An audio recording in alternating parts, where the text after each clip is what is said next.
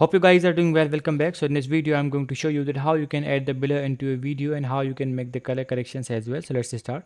So first of all, what we need to do, we have to open the VN editor. So as you can see, I've already opened it. And after that, simply we need to drag the video into timeline. And I have already did that. So simply we have to click on the video. So I'm going to click on the video as you can see. And after clicking on the video, we need to go to this option. So let's click on this. And after clicking on this, as you can see, has the image options. If you want to add an image, you can also do that.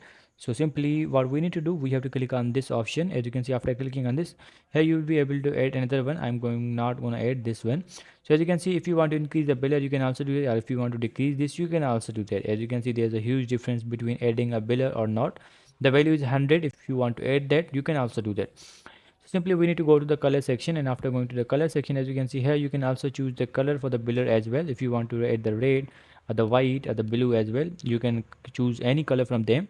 All the colors are provided here. As you can see, this one and all the colors, you can choose any one from there. It's up to you. And after that, simply you need to hit the button apply to all.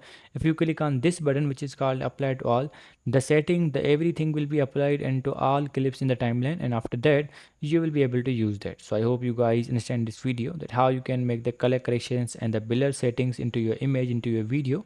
So see you guys in the next video.